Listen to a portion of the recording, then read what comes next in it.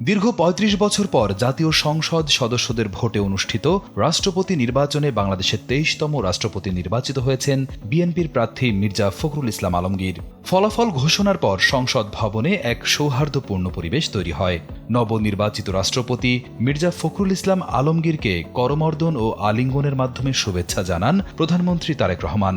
একই সঙ্গে বিরোধী দলীয় নেতা জামায়াতের আমির ডাক্তার শফিকুর রহমান, নাহিদ ইসলাম সহ বিভিন্ন রাজনৈতিক দলের নেতারাও তাকে অভিনন্দন জানান। এই নির্বাচনে বিএনপির প্রার্থী মির্জা ফখরুল ইসলাম আলমগীরের মুখোমুখি ছিলেন জামায়াত ইসলামীর নেতৃত্বাধীন ১১ দলীয় জোটের প্রার্থী কর্নেল অবসরপ্রাপ্ত অলি আহমদ।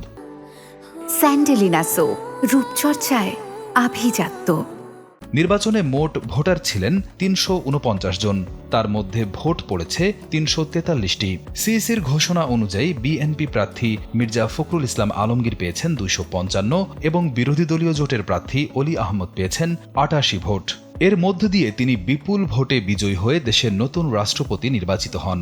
দুপুর ২টায় শুরু হওয়া ভোট গ্রহণ চলে বিকাল ৫টা পর্যন্ত। ভোট দেন প্রধানমন্ত্রী তারেক রহমান, ভারপ্রাপ্ত রাষ্ট্রপতি ও জাতীয় সংসদের স্পিকার মেজর অবসরপ্রাপ্ত হাফিজ উদ্দিন আহমদ এবং বিরোধী দলীয় নেতা ডাক্তার শফিকুর রহমান সহ অন্যান্য সংসদ সদস্যরা। একাধিক প্রার্থী থাকায় সংবিধান অনুযায়ী ভোট গ্রহণ অনুষ্ঠিত হলেও এটি গোপন ব্যালটে হয়নি। সংসদ সদস্যরা নিজ নিজ আসনে বসে ব্যালটে পছন্দের প্রার্থীর নামের পাশে পূর্ণ নাম লিখে স্বাক্ষরের মাধ্যমে ভোট প্রদান করেন।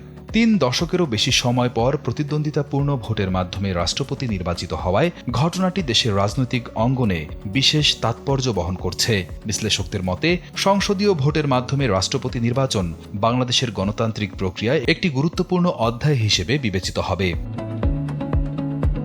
রিয়াদ হোসেন, কালবেলা।